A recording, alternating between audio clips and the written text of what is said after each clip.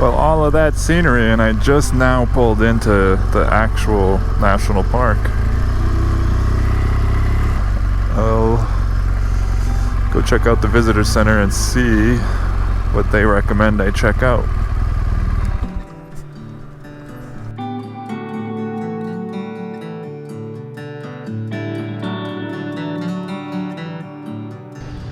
So this is the Maltese Cross Cabin. Theodore Roosevelt's kind of home away from home. Pretty cool. They moved it from its original location. That was still pretty neat.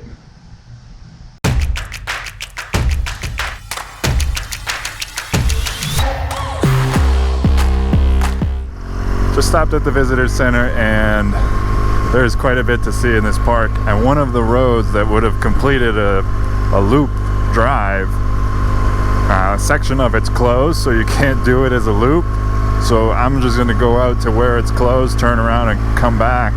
I'm pretty excited to be here right now. I just watched a 20-minute documentary about the park at the Welcome Center. I learned a little bit about, you know, these badlands, these rock formations, what's going on here, and well, obviously Theodore Roosevelt is a big part of the national park system, and in particular this one was very special to him. On hearing about how this inspired his life, he credits his time spent in this area for becoming president of the United States. And then once he did become president, he kind of established the park system and all of that. So it was cool hearing a little bit about that. I actually bought a book because I'm curious to learn more about it than what was in the documentary. And I'm probably going to do a little research on my own too, because I mean, obviously the national parks are pretty important to me. And I want to learn more about, you know, the guy who kind of decided, hey, let's set this stuff aside so we don't run out of natural resources and places to go that are still wild. And I think I definitely feel like I'm in alignment with his value system on wild places. Feeling pretty inspired. This area I'm driving through right now is called Prairie Dog Town, and you could see the little mounds all over there and on this side too. They're hard to see, but they're little prairie dogs sticking their head out of all of these little holes right here.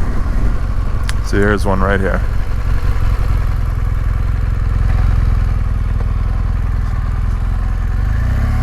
Cute little guys, but apparently they wreak havoc on the land and farmers really don't like them. So I guess this is a safe place for them to be.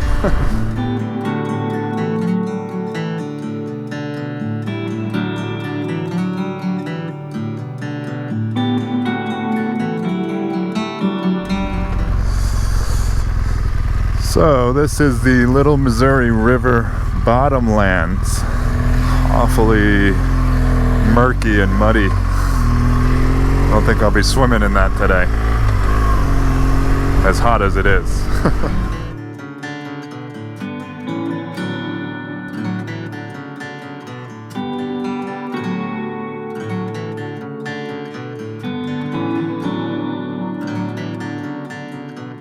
Well, either I have a flat tire or my tire pressure sensor is malfunctioning, because it's flashing red in front of me, and the rear tire is looking like it's got lower pressure than the front tire, which is definitely not supposed to be the case. So I'm gonna pull over as soon as I can and see what's going on with that.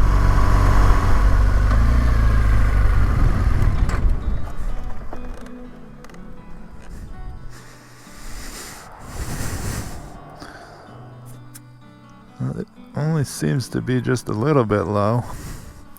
I better check for a nail.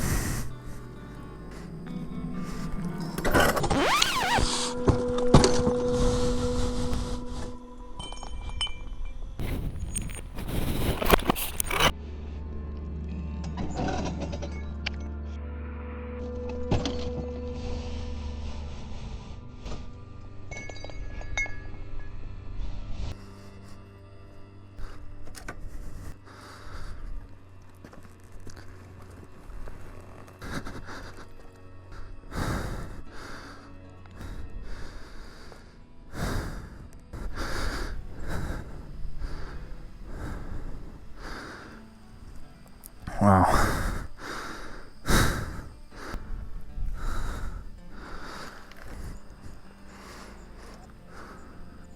There it is.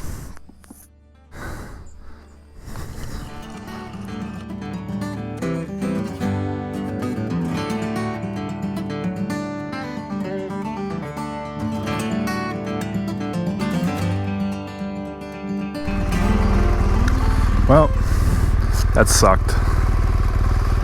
I broke my last bicycle pump, and I was like, you know, it's time for an electric pump.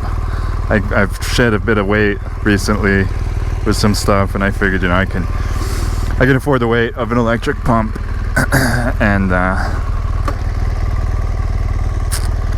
you know, to make it a little easier if I get a flat again. And I went to go look for one the day my pump broke, and I couldn't find an electric one anywhere, so I ended up buying this bicycle pump just so I wouldn't be stuck with nothing. And thank God I did, because I'd be really screwed if I didn't have that. But anyways, it took me 500 pumps to inflate that tire from 20 psi to 42 psi. Ugh, what a pain. So yeah, I'm definitely getting an electric pump. It's 93 degrees outside right now. Might be swimming in that little Missouri River after all.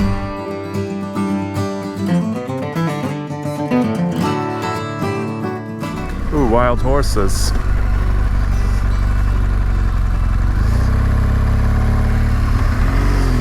That's cool.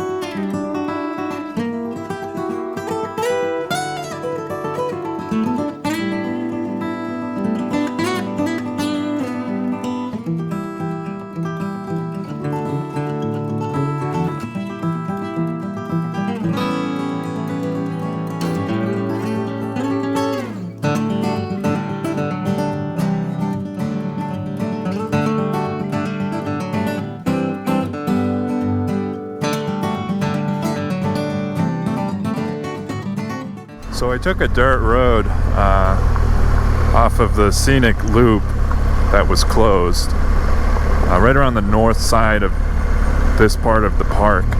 Now the park is in three, they call them units. There's three different sections of National Park. Now what we just did was the south unit, there's the west unit, and then there's an east unit. The east unit, pretty remote, just a dirt road, goes out to the original location of that cabin we were in earlier. But other than that, there's really not much out there, so I chose not to go that way. I'm on a dirt road right now, and just a few miles back, left the park. I haven't actually looked at my GPS because this is the way I'm going. Whether it's right or not, I want to see where this goes. But I'm pretty sure this is going to lead to the north section of the park. It's just phenomenal here. I'm really digging this place. The geology here, these rock formations, and like the colors in combination with the grassland and the wildlife. I've seen some horses and buffalo off in the distance, bison. Still don't know what they're called. It's really cool here. And I thought of something a minute ago when I was watching the documentary at the Welcome Center, was that Theodore Roosevelt called this a refuge for the American spirit. And I was just kind of reflecting on that and what that means, and I think that's really pretty cool and a pretty fitting name for this place, because the Wild West is still alive and well, and it's here in this park for sure.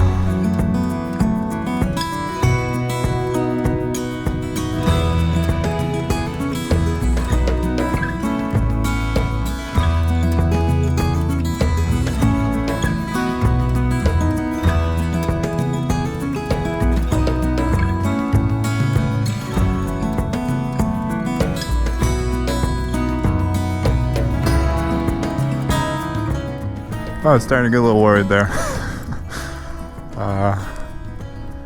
Yeah, I was a good 60 miles into that, and it wasn't looking like, I mean, I couldn't see anything off in the distance, and then all of a sudden I came over one hill and saw that they were kind of like some buildings and stuff. I mean, I guess it's all ranches and oil fields up here.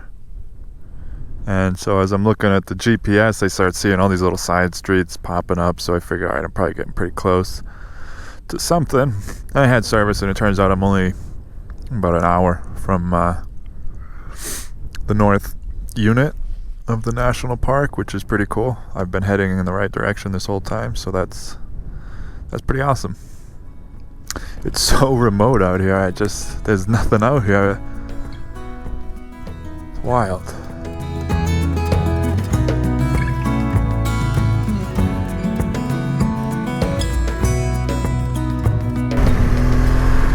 Okay, I just got into the north unit, and it looks like the scenic drive is in and out. There's no throughway here.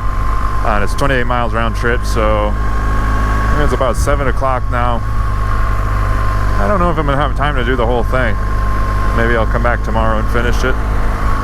See what I can get done. I might just go in and check out this campsite. Maybe I can camp in here. That'd be kind of cool. It's kind of crowded in the campsite, and I just wasn't really feeling it. I'm gonna head back out because just south of here on the other side of the river is I think is national forest or national grassland, and it saw on the map that there's a campground down there, so I'm gonna go check that out instead. And I'll do the rest of this ride into the park tomorrow.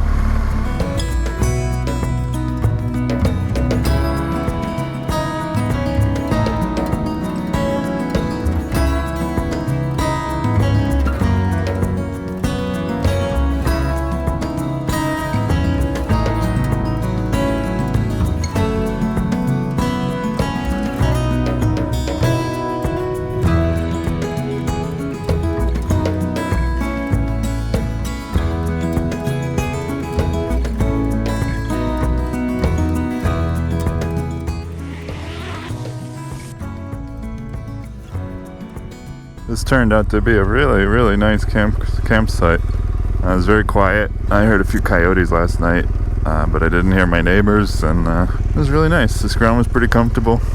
Nice temperature last night. Slept really good. I love my time in the morning.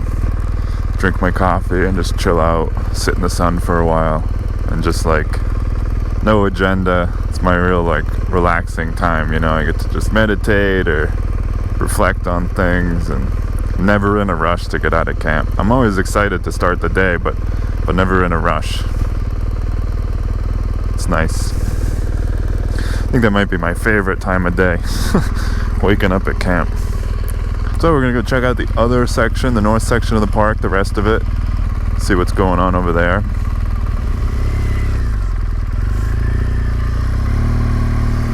I am really, really falling in love with this place, this area.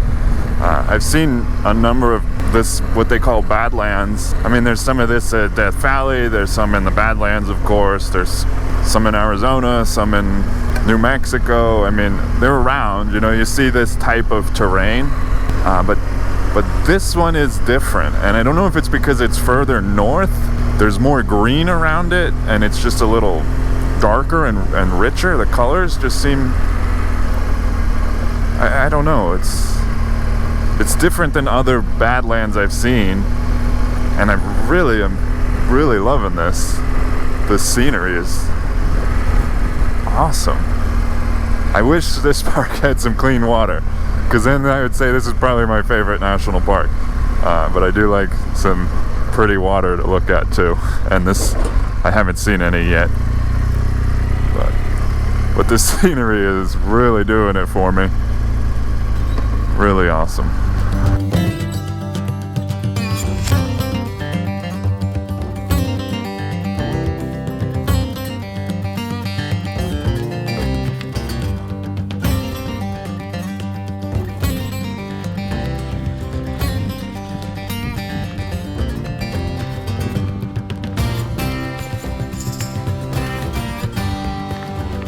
So this is something pretty cool. It's called the Bow Overlook.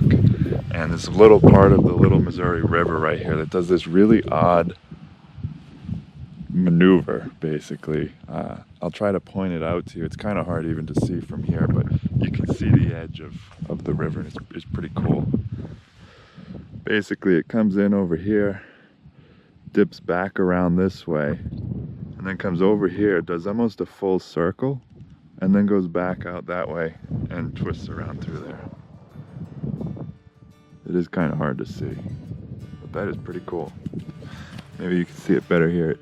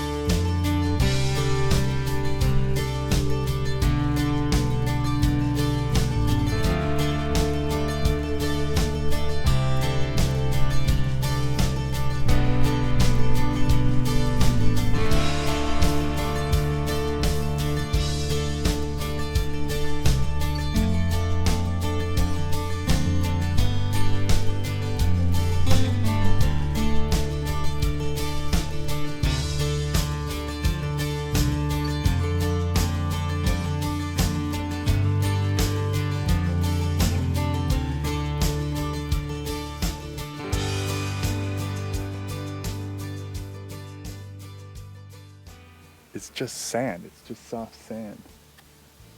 It flakes off so easy. They were saying in the documentary I watched earlier that this place is just constantly changing. Every time it rains or the snow melt, it's constantly changing the landscape and the shape of these formations. So it's never the same place for very long. Pretty cool. Good incentive to come back. Well, I think I'm going to wrap this video up here. I had an absolute blast in this national park. I really, really love it here. Yeah, it's just beautiful. Such a wild place. Got so much to offer here. Seen a ton of bison, horses, all kinds of animals. These badlands are unbelievable. And seeing badlands like this in an environment that gets colder temperatures is it's an interesting mix. If you're into national parks, this is one you should definitely check out. Anyways, that's it for today. Hope you got something out of this video. If you did, make sure to give it a thumbs up. Maybe leave a comment and share it if you want. Share it on your Facebook page. Don't forget to subscribe. Hit the bell if you haven't already. And I'll see you guys in the next video. Ride safe.